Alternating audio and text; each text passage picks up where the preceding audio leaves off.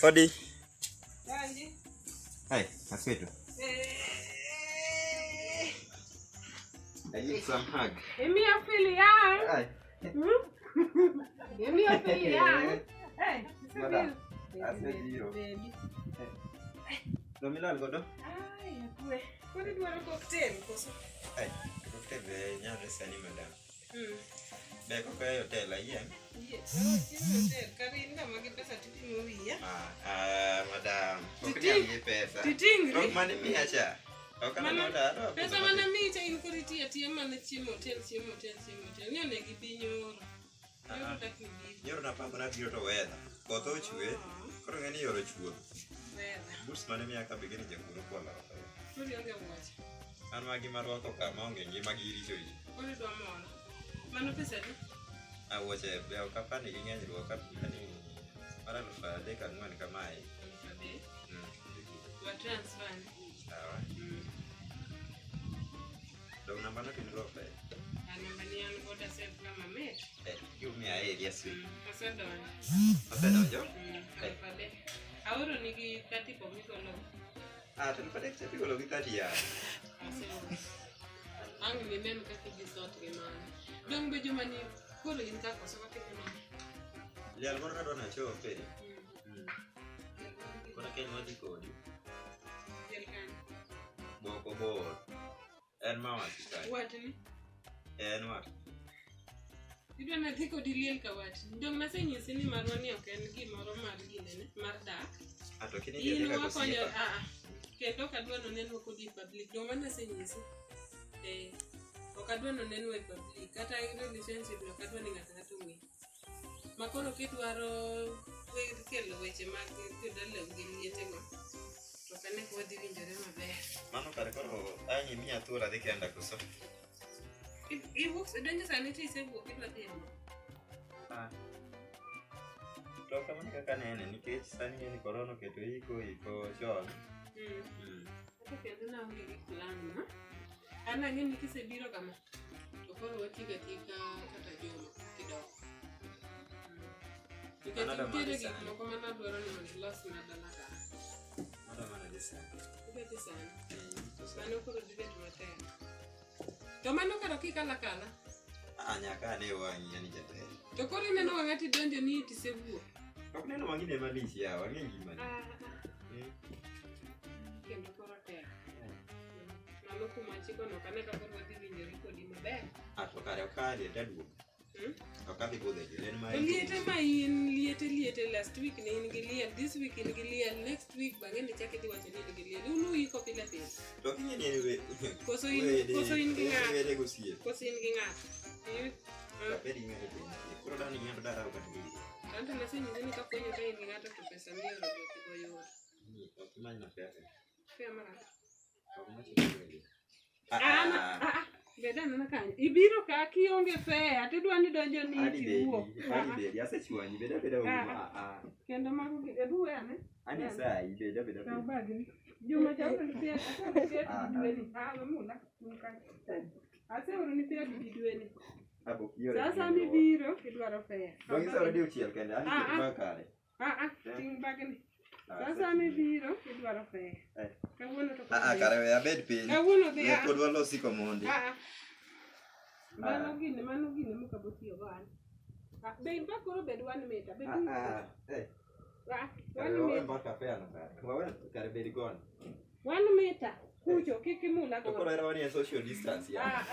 Mano itugo koda kabisa, itugo koda.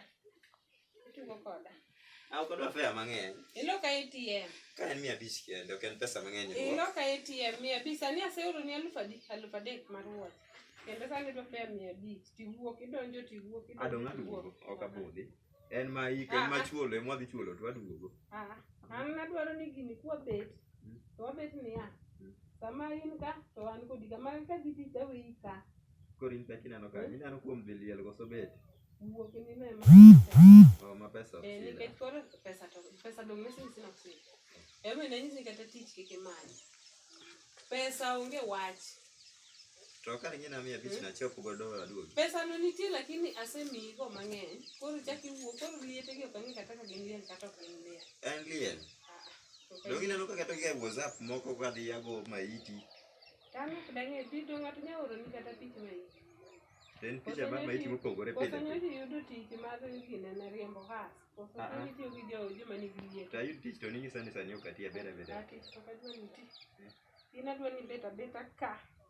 Ok adwa tich man kisedhi tich to koro nyiri matindo tindo chako neni to nyiri matindo tindo go be onge pesa. Kare. Abed machiegni kare. Koro kidhi e liel. Ok ibed machiegni ko kidhi e liel. To ka dwana ring piyo piyo yawa. To kendo koro ok liel no kaka idhi kwa dhi winjore. Kota nasega iko gweno moro ka dwaro ni mondo awang'e. To gweno kiwang'a wang'a ka dhi taduga gora. Dong ing'e ni nitiere pogruok. Ok inyal bedo ka gweno kane gweno. Koro nego bed ni timo kaka wacho. Mane condition. Koro gweno ni koni wang'e kantie koso. Kiti ta provider. Ikoni gweno. Mane ka intie. Nikech dong e wawang'e together. Koro yiero liel ami dong wathol go. Simu mane miya ni be nogore piny. Wang'e ok ine kaka chalo. Beti be rumo koro kete rumo. Koro idwa no wil ni simu koso idwaro ni mondo los ni simu. Adwa kata moro manyien. Manyien. To koro kaka gi attitude midonjo go manyien ni to kede yot. Lakini kilokori to idhi mayot. Anyalo yudo moro mane isetiyo go mo abeto ol matin. Simu ol kendo kubuodo. Simu tanyiew ni anyiew manyien. Lakini mana kiko paret. Ng'ata ko paret ga. Koro kede liel. Ani liel mi osiepega koro rita. Koro yier liel ame yiera wawinjre. To koro liel koso an. Koro an ng'ata achiel. Ayier gik moko ariyo. Yier achiel. Ok inyal yiero. Koro yier sani. Ani okara ringe liel adu. Aki se wuok ineno kinyano dhod chani dhi e liel. To kik iduok. Abo manyo ng'at machielo. Koro mano ok idwara koso isayudo ng'ato an. Ok adwar ni wachi gine ne wachi liete. Ani isayudo ng'ato. Ng'ato to be nyala yudo. Mano kan gi pesa. Nyala yudo. Koro yier. Idhi e liel koso wabet ka. Ani asito kia aringe liel. Ng'e kiduogo ta kata ne pokiduogo. Kare. Kik iduogo. Ok wawinjre paro. Adhi nyiso nyaka ng'at manie gate kikia. Ok wawinjre paro. Wacha. Yani nyal miya kare miya sama to Liel kisewuok to kiduogo. Adagi. Koro wang'ad wasi liel. Koro yier. Iwacho ni simo tiloso na koso. Simo taloso ni ka in kata loso ni simo. An juma ni antiere koro mamiyo nadwaro ni mondo wa spend time together. Next week achako dhi e tich. Nawacho ni sama dhi e tich to inyalo tiyo achiel ariyo adek magot kitieko tiwuoch. Nyocha osekel ni nyaka PlayStation ka inyalo ginene budho godo. Koro ang'o kendo michako idwaro? Koro yier. Ana mi thuolo. Freedom be mi.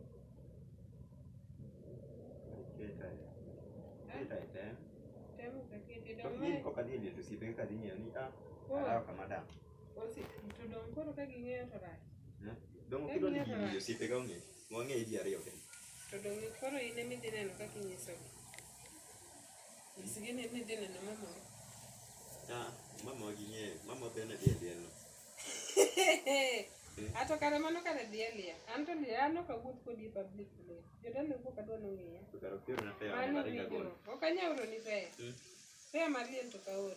Mano asenyisi. Koro in gima itim. Koro adhi e liel ka wuotho koso. Wuoche be wuothe ok kethore. Aseoro ni pesa mar wuoche. To mano soko wuoth. Koro pesa wuon no ema idhi kaw tidhi ge fare. Kisetieko to koro idog dalau. Mano ng'ato ni mago rum. Bing'eyo gimomiyo kadwa ga ni we lewni ot ka be asega nyisi. Dong ineno ka sa sama iwuok ka nyisi nitie lepi to sama iduogo tiduogo go. Bisega penjori gimomiyo. Koso wang'e. Nikech seche madwari madiskodi emi bet ka. Kwatieko tidhi. Koro sani awinjo ka chunya oa kodi.